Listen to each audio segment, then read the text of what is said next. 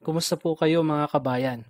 In this video, we will show you how to register in the One Health Pass, how to apply for a vaccine pass or the validation of your vaccination certificate, and what are the other things you can do in the One Health Pass link of the Philippine government.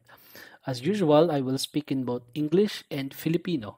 Para sa mga bagay na kailangang linawin mabuti, magbibigay po tayo ng mga karagdagang paliwanag, mga halimbawa at iba pang mga payo gamit ang wikang Filipino. First thing, from now on, you must register in the One Health Pass as soon as you get a confirmed flight ticket and you don't need to wait 3 days before departure. We will show you later why. Ipapaliwanag po natin bakit ngayon ay kailangan na nating mag-register sa One Health Pass kapag mayroon na tayong flight ticket at hindi na natin kailangan maghintay pa ng 3 days before departure. So after you register, you will get a transaction number. Note, this transaction number is required. Now, second thing, you can apply for Polo Vaccine Pass or Polo validation of your vaccination certificate anytime after you get your transaction number. Now, this is the main reason why we are advising you to register as soon as you book your flight. Because if you are fully vaccinated, you can avail of a shorter quarantine in the Philippines, but if you are an OFW, you need your vaccination certificate validated by the Philippine Overseas Labor Office or the Polo. For clarification, this step is optional. Hindi po ito required, para lamang po ito sa mga fully vaccinated. Ngayon, kung hindi kayo bakunado, makakauwi po kayo ng Pilipinas, mas mahaba lang po ang inyong mga quarantine. Lastly, this is still the same. 24 hours before departure, this is the time that you will get your QR code. If you get your QR code in advance, your QR code will not be valid on the day of your flight and it will not be accepted by the airlines. Okay, malinaw po. 24 oras bago ang inyong paglipad, doon lang po pwedeng kumuha ng QR code. Naka-record po sa QR code. Kapag after nyo pong screenshot ang inyong QR code, mayroon pong date doon kung kailan kayo nagkumuha ng QR code. So, nalalaman po yan ng airlines. We will discuss all these steps in detail. So, please watch the video until the end because we provided answers already to most of the frequently asked questions. But of course, if some things are still unclear, please type in your question into the comment box of this video. Let's have a recap. Transaction number and QR code. These are required for all passengers arriving via NAIA, Clark, SUBIC, LAOAG, and DAVAO. This is not required in Cebu because they have their own registration link. However, the tricky part is if you are fully vaccinated and you are arriving via Cebu, then your Polo validation is to be done still in the One Health Pass. So lumalabas, kailangan nyo na rin po ito. Okay, now that we are done with the overview, let's dive into the details. Go to the link https://onehealthpass.com.ph. We are advising our viewers to use this link so that what you will see in your mobile phone or computers will look something like this. This is the overview of all the things that can be done in the One Health Pass. This is the icon for the register. This is where we can get the transaction number. This icon is the EHDC. This is the Electronic Health Declaration which we need to generate the QR code later on. This is the icon for the Polo Vaccine Pass. This is where you will apply for your vaccination certificate validation.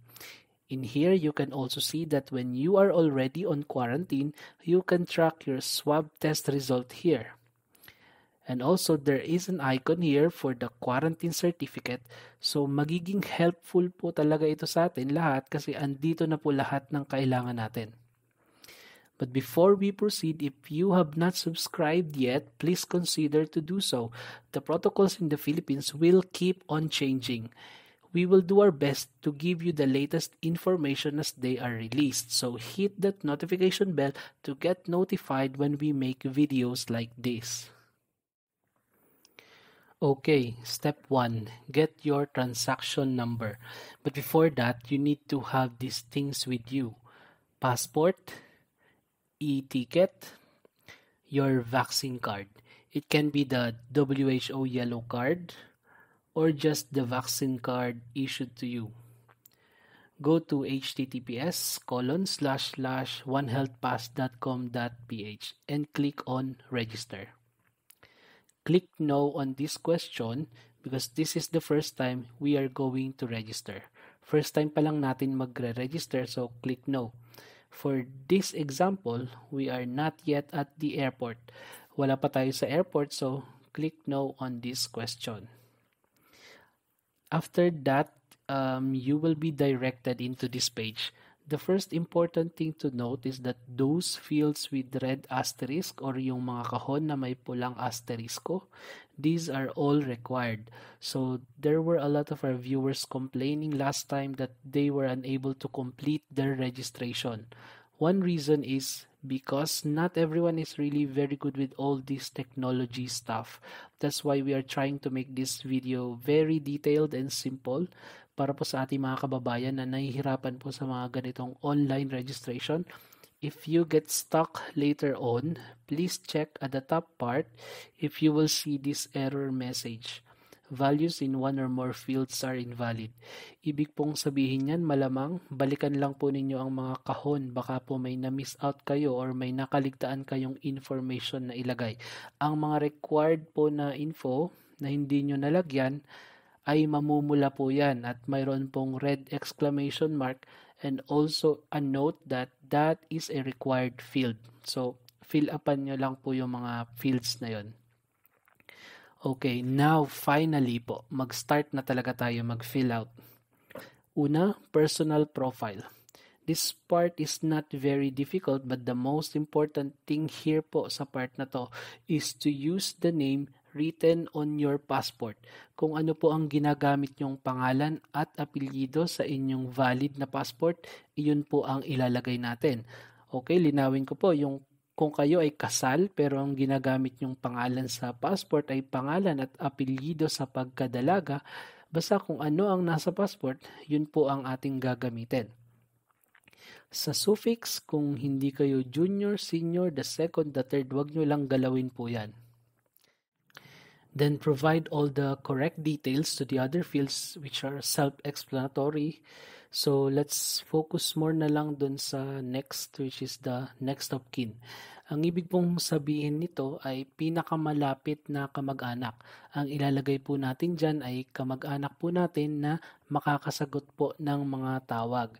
So example, may something na nangyari sa atin, sila po ang ating mga magiging emergency contact. Example po, pwede ang asawa kung nasa Pilipinas, kung kasabay niyong uuwi, ilagay niyo po ang tatay o nanay ninyo. And then yung address kung saan sila kasalukuyang nakatira. Next is residence detail. Dito po i-type ang permanent address po ninyo. This is the address of your final destination. Ito po yung uuwian ninyo talaga. So, itong mga lugar po dito, may tinatawag na drop down po dito. So, pipiliin nyo na lang po dyan. Hindi na po kailangang i-type. Next, travel details. Most of us will be using airport. So, airport para sa mga marino, seaport. Most of us will be aircraft passenger. Then here sa travel itinerary, input the country or port of exit. Example, Saudi Arabia. City of port of exit, in this example, Riyadh. So what if you have a domestic flight before Riyadh? Example, you have a domestic flight from Jeddah to Riyadh. Anong ilalagay natin? Ang ilalagay po ay yung final exit. The airport where you will exit the country. So, Riyadh po ang airport kung saan lalabas na talaga kayo ng bansa ninyo. Then, select the airport and terminal. The port of entry will be automatically filled. Next, airlines. Mrs. De La Cruz here will fly via Philippine Airlines PR5655, as you can see in her flight itinerary. Select the date of departure and arrival. If you click this small box here, this is actually a calendar. So, pwede nyo rin gamitin yan, pwede nyo rin po i-type yung date basta tama ang format. Month muna, then day, then year. Sa ibang bansa po kasi nauuna ang day, pero sa Pilipinas, sanay tayo na nauuna ang month. Okay, traveler type. So dito, marami ang mga magiging katanungan. There are 3 types of traveler: foreign national, non-OFW, and OFW. Unahin po natin i-discuss ang OFW. Pag OFW po tayo, mayroon pang documentation type. Kung documented ba tayo or undocumented. Pero paano ba natin malalaman? Sagutin po natin ito kasi importante po ito. Marami tayong mga kababayan na mga nagtatrabaho sa ibang bansa pero wala silang proper documents.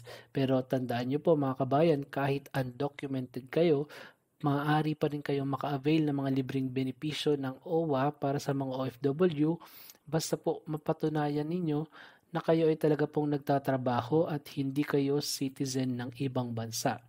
Para sagutin po yan, tignan po natin ang sinasabi ng DOLE Department Order Number 226. You are considered OFW if you have a valid passport.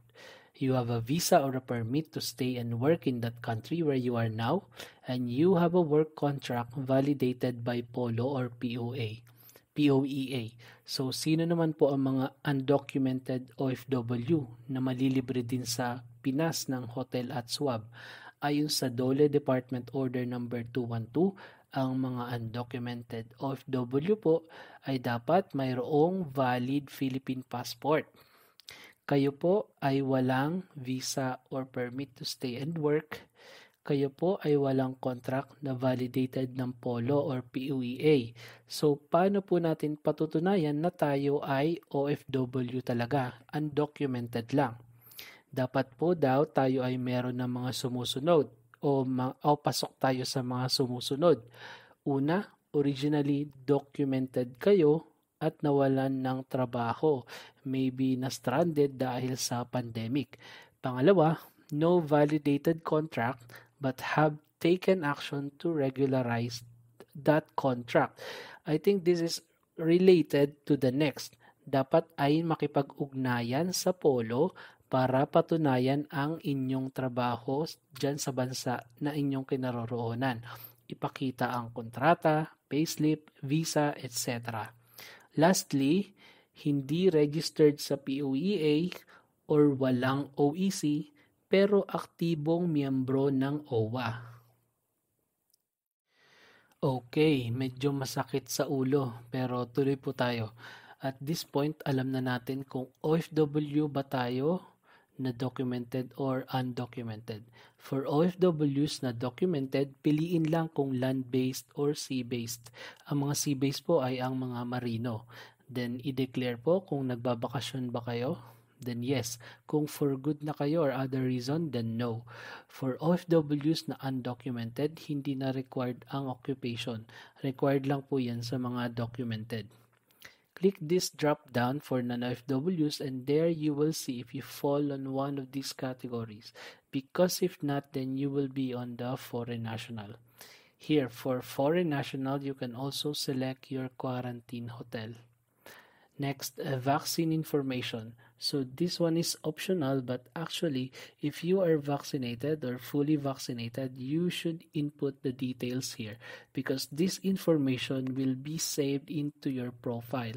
So later on, when you apply for the Polo Vaccine Pass using your transaction number or vaccination certificate validation, the information will already be there and filling out the rest of the other information would be easier. Once all of the information are provided, review po natin, and then at the end of the page, you will see this part. Tick the small box at the end to attest that all the information you provided are accurate and true. Then there is this CAPTCHA, security feature of the website. Just type whatever you see there because every time you will do this will be different. So, paiba-iba po yan. Kung ano ang makita nyo sa panahon ng inyong pagrehistro, gayahin lang at i-type ng tama. Then, click Submit. After you click the Submit, you will get your transaction number. Tip po, screenshot nyo na po ito kasi baka makalimutan nyo pa. Ngayon, advice po namin, pwede nyo ring isulat na sa papel na hindi mawawala kung hindi nyo kayang mag-screenshot at mag-print. Next, you have the option to apply for the Polo Vaccine Pass. Go to https://onehealthpass.com.ph and click the Apply Vaccine Pass. Input your transaction number and last name. All fully vaccinated OFWs can apply, and you only need 3 things. Take pictures using your mobile phone camera of these documents: vaccination card or certificate, proof of employment, contract or OEC or visa or permit, and passport bio page. As I mentioned earlier, if you have already provided your vaccine information, then you don't need to repeat it here. To apply for the vaccine pass, you will see here that you have to upload those 3 pictures. And once you have uploaded the documents, click submit at the end. At this point, you will have to wait for the Polo office to validate your documents. Once validated, you will see something like this. So we don't know yet how long it will take, maybe days. Hopefully, it will be validated before your flight. So good luck and God bless po. Last step, but also very important, is to generate the QR code. Go to the One Health Pass link, click the EHDC icon. The most important rule here is register in the EHDC 24 hours before departure. Ano nga ba ang ibig sabihin ng 24 hours before departure? Let's use this as an example. So, if your flight is 13th of October at 2110 hours, which is actually 9 p.m., then just subtract 1 day. It means you can register at 12th of October 2021 at 9 p.m. So, sana po malinaw na doon. Sometimes po makikita nyo tong message na ito, this data page is not configured for public access, blah blah blah. Common error po ito na napansin ko. Usually, i-refresh nyo lang po yung page, then at some point, mawawala na yung error. Okay, let's proceed with the EHDC. This is Electronic Health Declaration. So, why is it to be done 24 hours before your departure? Simple lang po, if you do it today and your flight is 3 months from now pa, your health declaration is already invalid on your date of flight. Okay? At this point, we have a transaction number and we have already registered in the One Health Pass, so click yes to this question. Input the transaction number and your last name. Scroll down and check if the information here are all still valid. Then at the end part of the video is the electronic health declaration that you need to complete. So just declare saan kayo mga bansa nang galing in the past 30 days. Then answer if you have any exposure to COVID-19 cases, even suspected cases in the past 14 days. Declare if you have comorbidities. Complete the security question and then click submit. Then click generate QR code. After some seconds, you will get your unique QR code. Now let's check. Is our QR code valid? Check this date, the date of EHDC submission. In here, it is October 11. Let's go back to our flight itinerary. Kailan nga ba ang flight natin ulit? Our flight is October 13. So, -1, we are supposed to register on October 12. So, our QR code will expire at the airport. It will not be accepted by the airline because October 11 tayo nag-register pero dapat October 12. So, what do? On October 12, which is the 24 hours prior departure, just go to the EHDC again and do the health declaration again. Then submit the generate QR code again. Then you will have a new and valid QR code. So that's it. God bless you all po sa inyong mga flight. Sana ay walang cancellations at matuloy na talaga ang inyong mga flights pauwi ng Pilipinas. Thank you for watching and see you on the next video.